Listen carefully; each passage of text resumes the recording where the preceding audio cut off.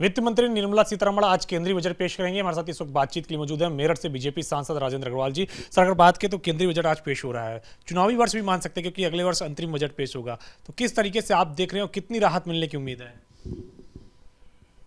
देखिए, 2014 में माननीय नरेंद्र मोदी जी सरकार आई और जो उन्होंने विज़न अपनी सरकार के आने के बाद रखा कि ये सरकार के गरीबों को, किसानों को, महिलाओं को, गाँवों को, ऐसा सब उन्होंने जो विज़न रखा कि उनके लिए समर्पित रहेगी। आप ये देखेंगे कि तब से लेकर के आज तक, चाहे वो मुख्य बजट प्रस्तुत हुआ हो, चाहे वो सप्लीमेंट्री भी कहीं पर हुआ हो बीच बीच में, उसमें ये दिशा निरंतर है। ये गरीब केंद्र में है, रोजगार के अवसर बढ़े, ये हमेशा ध्यान में रहता है, और ट्रांसपेरेंसी सिस्टम के अंदर है वो भी रहता है ये। और उसका परिणाम ये है जो आर्थिक सर्वे के अंदर भी स्पष्ट हुआ कि संपूर्ण वैश्विक परिस्थितियों के बावजूद आज केवल भारत की अर्थव्यवस्था ऐसी है जो ग्रो कर रही है। सारे जो संकेत हैं, जिस प्रकार की परिस्थितियाँ हैं, तो मैं समझता हूँ कि उसी सिलसिले को आगे बढ़ाने के लिए ये बजट भी होगा।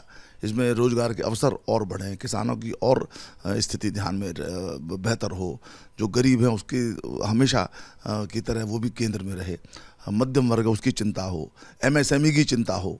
और जहाँ तक राहत की बात है, मैं समझता हूँ यदि इकोनॉमी ग्रो करती है तो राहत सबको मिलती है। हालांकि कुछ और भी स्टेप्स ऐसे उठाए जा सकते हैं तो देखने की बात होगी, परंतु ये जो बजट है, मैं निश्चित रूप से कह सकता हूँ कि जो दिशा 2014 से देश को एक आर्थिक महाशक्ति बनाने की दृष्टि से और गरीबों का कल्याण करने की दृष्टि से मोदी जी की सरकार ने ली थी, वही दिशा इस बजट के अंदर भी रहेगी। सर, एक सवाल और है, क्या मिडिल क्लास को टैक्स में छूट मिलेगी? और जिस तरीके से आर्थिक मोर्चों की अगर बात करें तो रोजगार के कितने अवसर इस बार मिलने की उम्मीद है? नहीं, मैंने जैसा कहा कि रोजगार के सबसे अधिक अवसर आज भी कृषि में है और दूसरा जो है एमएसएमई इत्यादि के अंदर है। लेकिन कृषि के ऊपर बोझा कम हो, किसान की आमदनी बढ़े, इन सब विषयों को लेकर के मैं सोचता हूँ कि कुछ न कुछ उपाय और भी किए जाएंगे। और कोरोना से हमारी अर्थव्यवस्था मुक्त हो चुकी है, ये बात स्थापित हो चुकी है।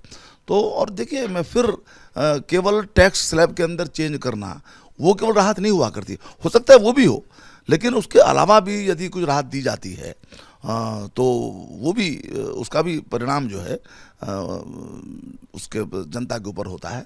और मैं बिल्कुल, मुझे जैसा मैंने कहा कि मुझे पूरा विश्वास है इस बजट के बाद मांग भी बढ़ेगी, मैन्युफैक्चरिंग को भी प्रोत्साहन मिलेगा, और भारत का जो आत्मनिर्भर बनने का जो संकल्प है माननीय मोदी जी का, क्योंकि उसके बिना उपाय नहीं है कुछ भी, हम अपनी सब जरूरतों को अपने घर में पूरा करें, उस तरफ देश आगे बढ़ेगा। एक आखिरी सवाल है, कांग्रेस पार्टी भी 10:30 बजे अपनी बैठक करने जा रही सभी सांसदों के साथ और रणनीति बना रही कि सरकार को महंगाई, बेरोजगारी और आर्थिक मोर्चे पर नाकामी को लेकर के इस सत्र में घेरेगी। नहीं, वो करें, ईमानदारी से करें। मुझे अभी भी लगता है कि कांग्रेस मुद्दों को पहचान नहीं पा रही है। जैसे महंगाई की बात है, भाई इतना बड़ा वैश्विक संकट देश के अंदर आया, उसके बाद भी महंगाई को सरकार ने नियंत्रण में रखा है। 6% की महंगाई है। बाकी अन्य देशों के अंदर जो बड़े संपन्न समर्थ देश कहलाते हैं, वहाँ पर 7%, 8%, 10% के भी पार है। तो कांग्रेस मुद्दों को समझ नहीं पा रही है कि किन विषय पर किस प्रकार की आलोचना करें। एक जो सकारात्मक आलोचना होती है उससे सरकार को भी मार्गदर्शन मिलता है और आलोचना करने वाले दल की भी प्रतिष्ठा बढ़ती है। देखिए कांग्रेस क्या करती है। शुक्रिया हमसे बातचीत करने के लिए मेरठ से सांसद राजेंद्र अग्रवाल जी, जिनका कहना है कि समावेशी बजट होगा। जिस तरीके से पिछले 8 वर्षों से बजट पेश होता आ रहा है केंद्र सरकार का, वैसे इस गरीब केंद्र में होगा, गरीबों के उत्थान के लिए ये बजट इस बार फिर से होगा। कृष्ण सुनील पांडे के साथ अविनाश तिवारी, एबीपी गंगा, दिल्ली।